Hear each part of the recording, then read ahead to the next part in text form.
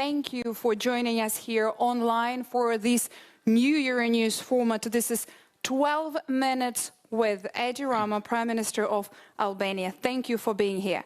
As you heard today from the report and from Marta Kos, indeed Albania is one of the front runners, and the accession negotiations reached unprecedented momentum this year with preparations for the opening of the last cluster before the end of the year, now, quote, well advanced. Now, this report seems very positive for you. What's your take on it?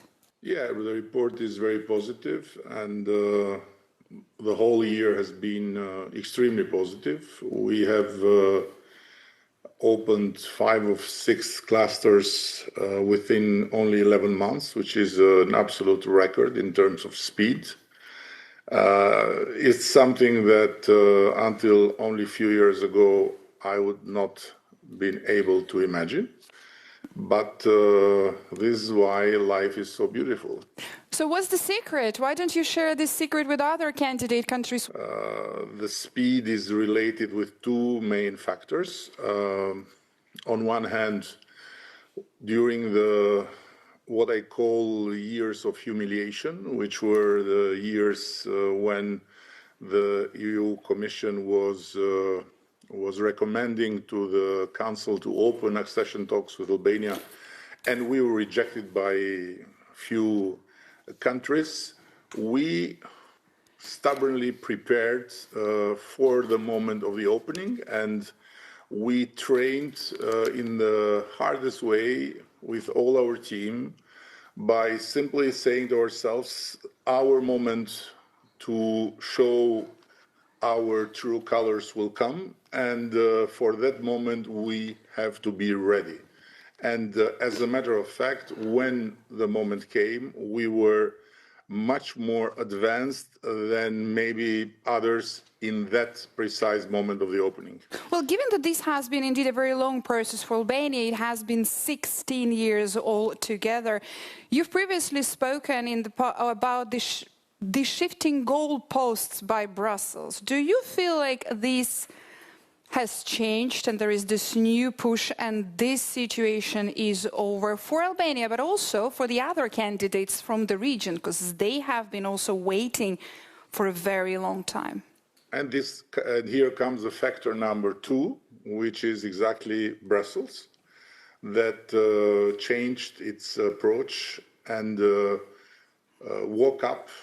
Unfortunately, it was needed an aggression in the European soil, military aggression, to make Brussels wake up, not simply in the level of the Commission, where we have always found fairness, very painful, very neurotic, but fair, but also in the level of the Council, where the blah, blah, blah of before that, yes, one day we'll be together, yes, we love you, yes, we're going to marry, but we are not ready to talk for the moment, was over, and a new momentum is still here, and the new approach, it's still the case. I hope that this will not fade away, and I very much hope that we will finally get together around the same table. Yeah, I was about to ask you about whether this momentum and this situation of more of serious commitment, as you described there, whether it is going to last. Albania is now considered one of the front runners. Your goal is to enter the EU by 2030. Now, how do you also see this situation with the shifting goalposts by Brussels changing or possibly not changing for the other countries in your region? Well, for this you have to ask Brussels, but as far as I am concerned, I might tell you that the 2030 is not a date that I saw in a dream, but it's a deadline that is the result of a very simple calculation.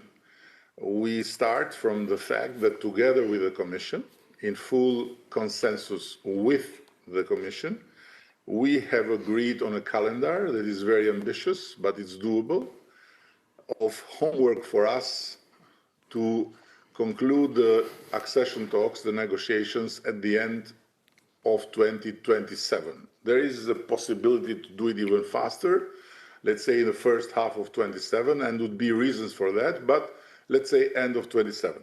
And then the average time we have looked into when it comes to the 27 parliaments to ratify the decision is around 2 years, and this is how we envisage Albania to sit around the table of the EU on 2030. But of course, we are not at all against to be there faster.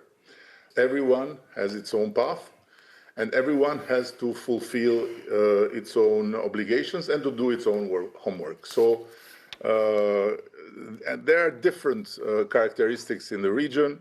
There are different countries, different histories, and so on and so further.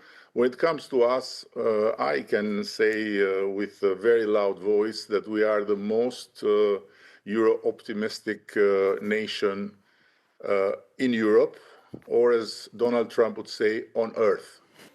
Prime Minister, there is a specific focus as well by Brussels. This is slightly on the downside, probably, of the report, with the focus from Brussels coming regarding the issue of corruption. Now, what I want to ask you is that Albania is the first country in the world to appoint an AI as government minister, specifically tasked with fighting corruption. Now, would you give us an update? How is Diela doing? How is her and your fight going on? Albania is doing something unseen and unique in the whole region. Our justice reform and our recognition of the not only de jure but the de facto independence of justice and the full-fledged operation of a special structure against organized crime and corruption has practically created in Albania and for Albania the example that the fight against corruption is something that goes very, very much beyond words, very much beyond makeups, and it goes very deep, and it goes very, let's say, balanced, without looking left, without looking right, independently from who is in government, who is in opposition, who was in power, who is in power, and with a lot of facts that show that what never happened in Albania from the day of independence and creation of the Albanian state in 1912 to until very few years ago, it's happening the last years, something that no other country in the region can claim to have done. And this is not to say that we are better than the others, but this is to say that we have taken it very seriously. And in this moment in time, we accept support, we accept partnership, we accept help, but we don't accept lectures from anyone when it comes on fight against corruption. And of course, when it comes to Diela, she is the product of a systemic fight, which is not just about fighting cases and fighting in the court of law, but which is about fighting through modernization. And we aim to have within 2027 the first full AI public procurement that will allow speed, transparency, accuracy in levels that are unseen. Prime Minister, finally, let me ask you to wrap this up. What is the next creative idea and the next creative solution coming from you and from Albania on your way to the European Union membership? I'm sure you have heard that Diela is pregnant, and she has 83 babies based on the last ecography. So we have to wait for her to give birth to these 83 babies. And in the meantime, I have to tell you one thing that has not been much discussed, that we are the only country in this process to use artificial intelligence in the transfer of the acquis communautaire to our body of law, and to make of it the fastest process ever made in terms of not only translating but also analyzing the impact and drafting and preparing the whole legal packages for the approval in Parliament. So we are trying to run as much as possible and to make as much as possible leapfrogs using technology, artificial intelligence, but without never ever forgetting that our place in Europe is first and foremost deserved because Europe has the best place in the heart of the whole Albanian nation, something that the others cannot pretend. Prime Minister, I have to follow up. Do you think Brussels could use an AI commissioner? It's not for me to tell Brussels what to do, but of course I would be very happy to introduce Diela with whomever on the EU side will introduce him or herself like an AI commissioner or an AI technocrat or bureaucrat or whatever else. It doesn't matter. Prime Minister, thank you very much for this interview and for your time, and thank you very much for joining us here. That was 12 minutes with Edi Rama, Prime Minister of Albania.